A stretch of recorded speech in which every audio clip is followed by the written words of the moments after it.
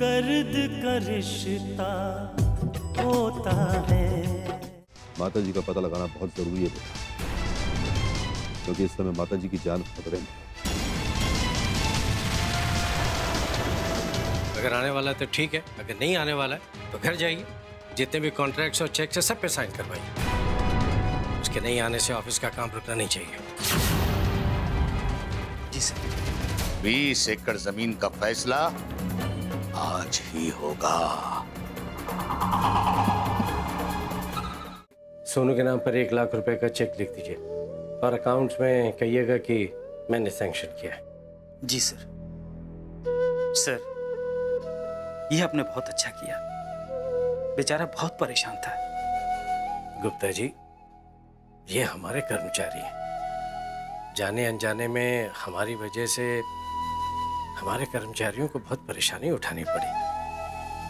4-4 महीनों की तनख्वाह नहीं दी गई, फिर भी सबने काम किया।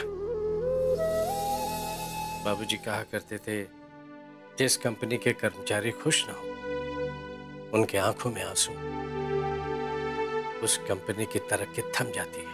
पता है सर, जिस वक्त हम लोग अपने स्टाफ का पेमेंट नहीं कर पा रहे थे ना, उसी समय इस बेचारे सोनू की माँ की बीमारी की शुरुआत हुई थी। अगर वक्त पे इलाज हुआ रहता तो आज ये सर्जरी की नौबत नहीं आती। गुप्ता जी, काम कीजिए, उस पैसे को लोन अकाउंट में मत डालिएगा। और मुझे देखकर आज कितना अच्छा लग रहा है। सोनू अपनी माँ से कितना प्यार करता है। सर, अपनी माँ से कौन ही प्यार करता है? माँ बेटे का रिश्ता ही ऐसा है सर। इस दुनिया में सबसे बड़ा रिश्ता माँ बेटे का ही है। हाँ, ये अलग बात है कि कुछ बेटे अपने माँ के दूध का कर्ज अदा कर पाते हैं, कुछ नहीं कर पाते। निर्मल शीतल यही लिखा है वेद पुराण के पन्नों में। दर्द का रिश्ता होता है, दर्द का रिश्ता होता है। आप सच कहते हैं गुप्ता जी, सचमुच। कुछ बेटे ये कर्ज चुका पाते हैं और कुछ बेटे नहीं चुका पाते। लेकिन मैंने अपनी माँ के साथ जो किया, उसका कोई प्रायश्चित नहीं है। शायद एक माँ के लिए उसके बेटे की मदद करके मेरे पापों का थोड़ा प्रायश्चित हो सके।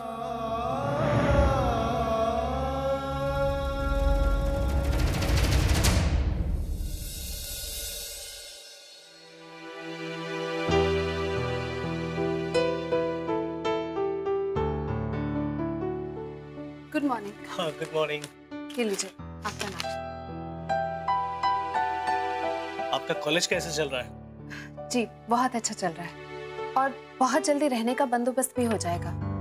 फिर कुछ ही दिन की बात है, मैं यहाँ से चली जाऊंगी। क्यों? आपको यहाँ कुछ परेशानी है क्या? या फिर आपसे किसी ने कुछ कहा है? अरे नहीं नहीं, ऐसी कोई बात नहीं है। लेकिन मैं यहाँ आखिर कब तक रहूंगी? एक ना एक दिन तो जाना ही पड़ेगा ना। वैभव जी, आप बुरा ना माने तो मैं आपसे एक बात कहूं। आपके परिवार के लोग बहुत अच्छे हैं, लेकिन इनके आपस के झगड़े ये अच्छी बात नहीं है।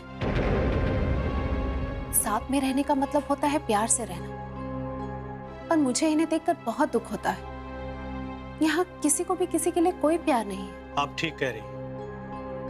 प्यार की बात तो दूर रही, अब तो सबके दिल में एक दूसरे के लिए नफरत है। तो दिलों में पल रहे इस नफरत को दूर करना चाहिए वैभव जी, वरना ऐसा ना हो कि साथ में रह रहा ये परिवार अचानक से टूट जाए।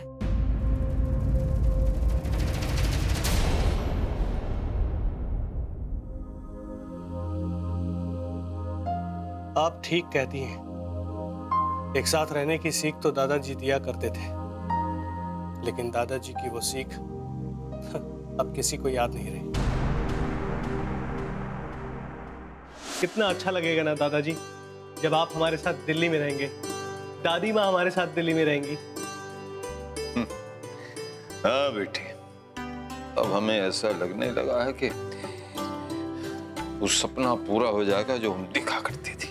कैसे सपने दादाजी? वही कि पूरा परिवार एक साथ रह रहा हो, सब एक साथ। कितनी खुशियां होंगी, कितना अच्छा लगेगा। एक बात बताऊं, तुम्हारी खुशियों के लिए मैंने और तुम्हारी दादी ने बड़ी कुर्बानियां दी। इतने लंबे अरसे से हम दोनों यहां तुम लोगों से दूर अकेले रह रहे हैं। बाबूजी, अगर ये बात आपने पहले कही होती तो उसी वक्त आपको दिल्ली ले जाते। हाँ बाबूजी, पर आपको तो इस जमीन से इतना प्यार था कि आप कभी पीलीभीत छोड़ने के लिए तैयार ही नहीं थे। बेटे, अपनी इस जन्मभूमि को, अपनी इस जमीन को हम छोड़ना नहीं चाहते। ना मैं और ना ही तुम्हारी दादी। और हम इस बात से अपने आप को तसल्ली देते रहे कि वहां दिल्ली में सब लोग एक साथ रह तो रहे। ये हमारी सोच थी, ये वो संस्कार है जो हमने तुम सबको देने की कोशिश की। बाबूजी, ये आप ही के तो संस्कार हैं। मैं और केदार जीते जी एक दूसरे से अलग रहने की बात तो कभी सोच भी नहीं सकते। हम दोनों और हम दोनों का परिवार जहां भी रहेगा एक साथ रहेगा। वास्तव में अगर तुम दोनों इसी विचार पर कायम रहोगे तो हमें लगेगा कि वास्तव में हमने जो अच्छे संस्कार देने की कोशिश की, उस कोशिश में हम कामयाब रहे। बेटे, आजकल विश्व में लोग कितने अकेले हो गए हैं। सामूहिक परिवार एक के बाद एक टूटते जा रहे हैं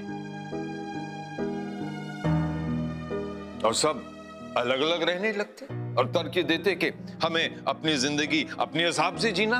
वाह! हाँ बाबूजी, आज की ये सोच तो इसी दिशा में जा रही है। बेटा, तुम्हें मालूम कि पूरे विश्व आत्महत्या का डर किस हद तक फैल गया है, किस हद तक बढ़ गया है, और इसके पीछे सबसे बड़ी वजह क्या है? सामूहिक परिवार का टूटना। मैं दावे के साथ कह सकता हूं, आप आंकड़े उठा के देखना चाहते हैं तो देख सकते हैं, लेकिन आत्महत्या की घटनाएं सबसे ज्यादा कहां होती हैं? वहां जहां एक सामूहिक परिवार टूट चुका हो, जहां एक इंसान बिल्कुल अकेला हो चुका हो। सामूहिक परिवारों में इस तरह की घटनाएं बहुत कम देखने को मिलती हैं, क्योंकि ऐसे परिवार में लोग एक साथ रहते हैं, आपस के दुख दर्द को बांटते हैं, समझते हैं, एक दूसरे को हिम्मत और तसल्ली देते रहते हैं। लेकिन जब एक आदमी ऐसे परिवार से अलग हो जाता है तो सचमुच वो बिल्कुल अकेला हो जाता है। और किसी ने बिल्कुल ठीक कहा कि जिंदगी में सबसे बड़ी बदनसीबी है अकेलापन,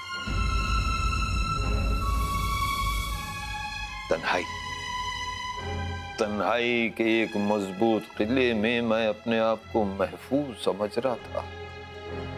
फिर एक तन्हा तड़पती रात में मुझे एहसास हुआ कि मैं महफूज नहीं, कैद हूं। मैं महफूज नहीं, कैद हूं। दादाजी, आपको हमारे साथ दिल्ली चलना ही पड़ेगा। मुझे आपसे बहुत सारी बातें करनी, बहुत सारी। जब आपसे बातें करता हूं, आपकी बातें सुनता हूं, तो बस मन करता है कि आप ही के पास रह जाऊं, आपसे बातें करता ही रहूं, आपकी बातें सुनता ही रहूं। बाबूजी, अब आपको हमारे साथ चलना ही।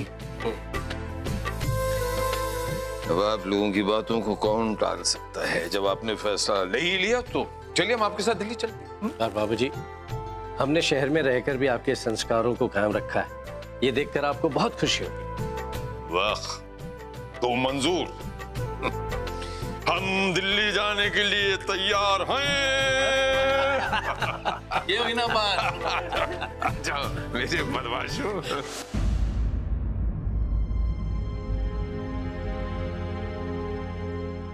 दादाजी के जाने के साथ ही उनकी सीख भी सबने भुला दी। कभी ऐसा होता था कि अच्छे वक्त पर पूरे परिवार को एक साथ जोड़कर रखता था, लेकिन आज की तारीख में पूरा परिवार साथ में इसलिए है क्योंकि वक्त बुरा है। सब साथ में रहने के लिए मजबूर हैं। अगर अच्छा वक्त होता तो इस तरह की सोच होती तो घर में कब का बंटवारा हो चुका होता। कभी कभी बुरा वक्त भी परिवार को जोड़कर रखने में मददगार होता है, लेकिन कब तक? और जब दिल में इस तरह नफरत बैठी हो तो साथ में रहकर रिश्तों को और खराब होने देना कहां तक ठीक है? अच्छा ही है, सब अलग रहें, खुश तो रहेंगे।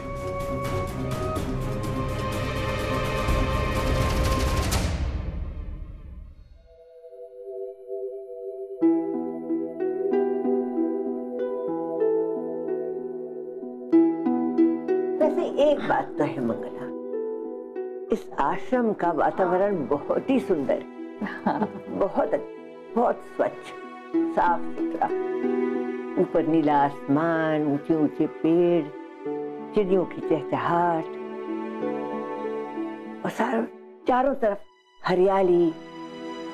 जब सवेरे सवेरे फूल पौधों में पानी देती है ना, तो मिट्टी से जो सुगंध आती है कितनी अच्छी लगती है, बहुत प्यारा। हाँ दीदी, आश्रम में बहुत स्वच्छ और पवित्र वातावरण है। अगर इतनी स्वच्छता ना हो तो बीमारियां और जोर पकड़ेंगी। तो बिल्कुल ठीक कहती हो। न जाने कैसी कैसी बीमारियां फैली हुई हैं चारों तरफ,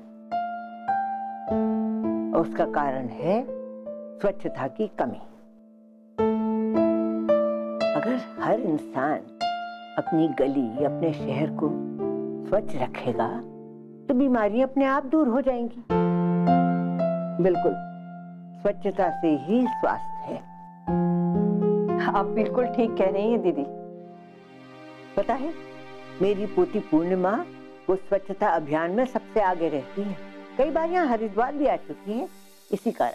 अच्छा, आपकी पोती अक्सर हरिद्वार आती है, पर आपसे मिलने क्यों नहीं आती?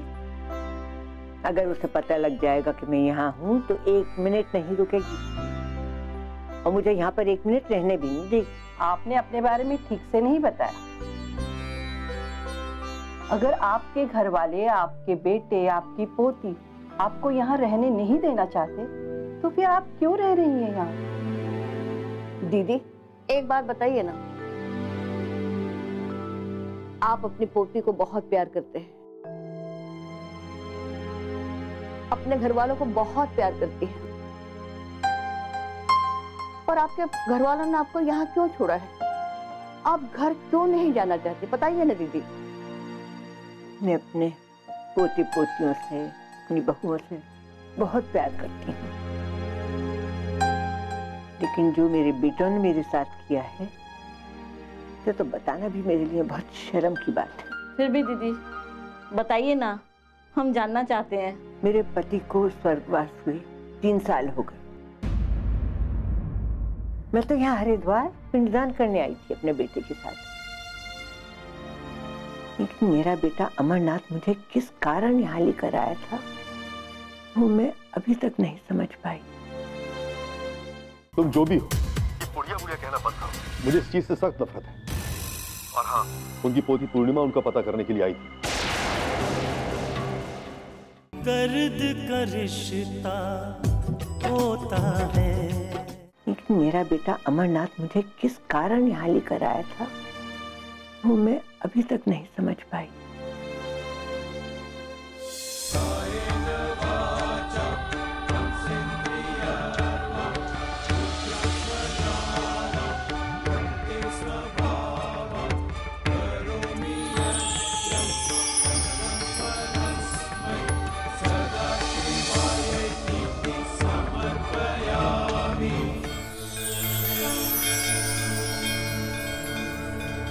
ये ले बेटा, ये वस्त्र पंडित जी को दे दे। ये लीजिए पंडित जी। पिंड दान करने के बाद ब्राह्मणों को भोजन कराना जरूरी होता है जजमान। कम से कम 11 ब्राह्मणों को भोजन करा दीजिए। जी पंडित जी। आइए माँ, तुम थक गई होगी, थोड़ा सा यहाँ पर आराम करो।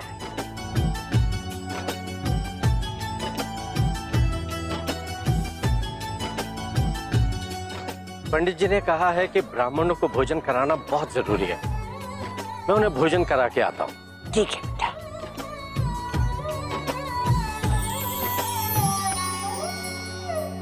खुशियों की छैया हो तो फिर हंसते हैं सारे रिश्ते, थोड़ा सा दुख आ जाए तो मैं सारी रात ठंड में अमरनाथ का इंतजार करती रही, पर वो वापस लौट कर नहीं आया।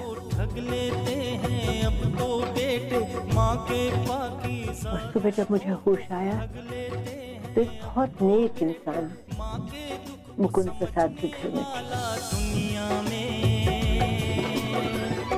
दर्द का रिश्ता होता है, दर्द का रिश्ता होता है। आ गया बेटा।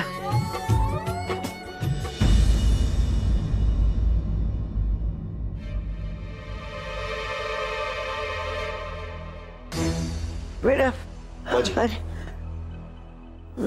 मुझे यहाँ कौन लाया? मेरा बेटा कहाँ है? माँ जी, आप वहाँ हर की पौड़ी पे पूरी रात कड़ाके की ठंड में पड़ी रही। ठंड के मारे बेहोश हो गई थी आप, इसलिए मैं आपको यहाँ ले आया।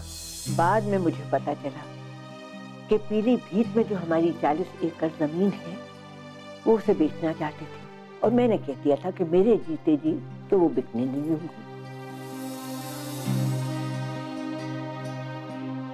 उसी जमीन को बेचने के लिए मेरे बेटे मुझे घाट पर ठंड में मरने के लिए छोड़ के चले गए। कब ये जमीन जायदाद इंसान की दुश्मन बन जाए कुछ पता नहीं।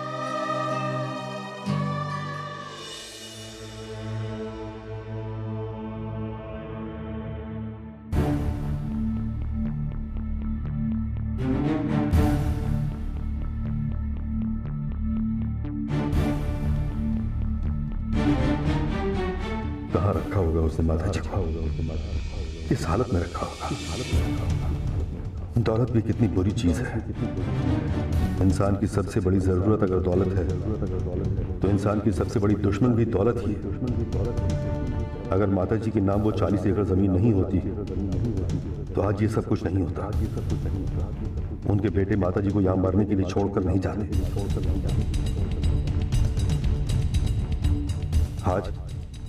आज कोई और उस 40 एकड़ जमीन के लालच में माता जी को अपने कब्जे में कर रहा है। कैसे बचाऊं मैं माता जी को? क्या करूं? कहां जाऊं?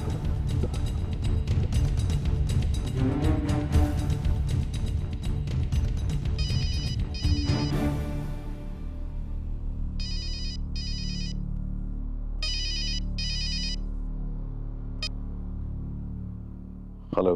राम राम मुकुंद प्रसाद जी, राम राम।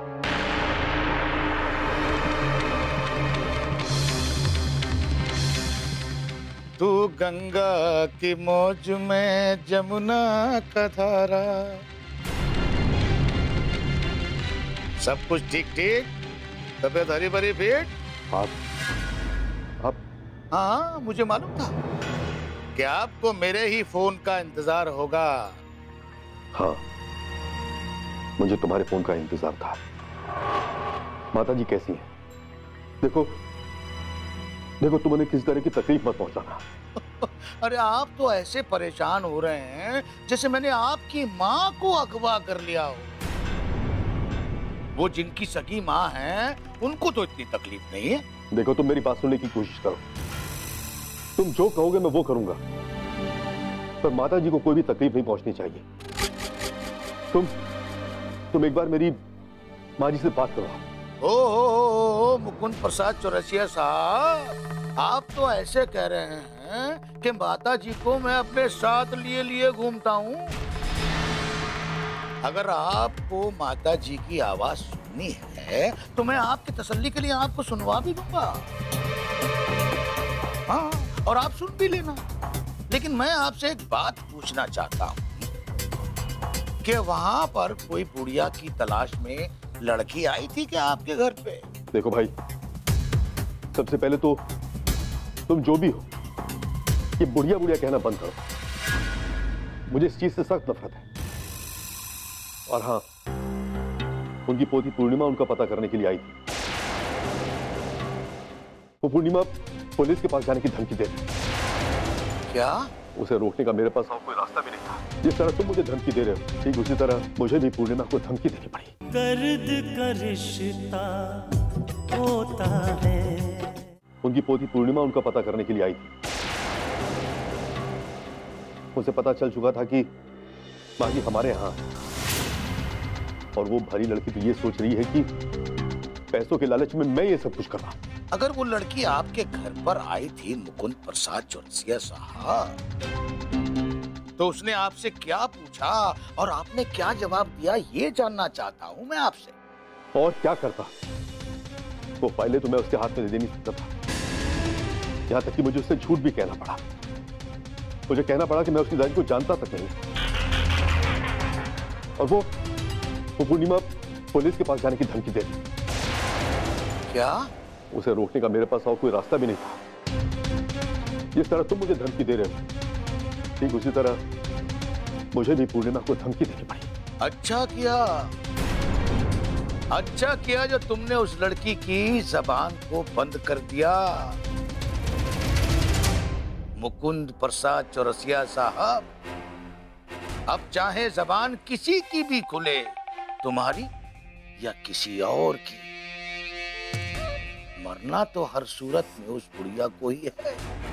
भाई मुझे आप ये बताओ कि आखिर तुम चाहते क्या हो?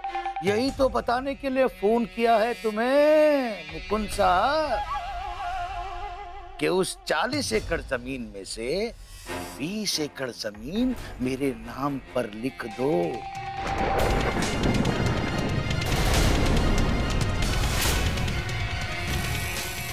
देखो भाई, ये तुम क्या कह रहे हो? वही जो तुम सुन रहे हो। वो जमीन मेरी नहीं है, वो जमीन माता जी की है, उनके बेटों की है। उस जमीन पर मेरा कोई अधिकार नहीं। बेवकूफ मत बनाओ। मैं अच्छी तरीके से जानता हूं कि वो 40 एकड़ जमीन तुम्हारे नाम पर है, और मैं उस 40 एकड़ जमीन में से सिर्फ 20 एकड़ जमीन मांग रहा हूं, ज्यादा नहीं है। अगर भाई साहब ऐसे तो मैं उन्हें उनकी जगह पहुंचा दे रहा हूं, और उनके लिए बस एक ही जगह है, और वो है जेल। अपनी ही मां के कत्ल के इल्जाम में वो जेल जाए, और उनके चाहने वाले खून के आंसू रोएंगे। देख लेना। क्या दादी माँ के साथ जो कुछ भी हुआ उसमें पापा शामिल नहीं थे? खुशबू!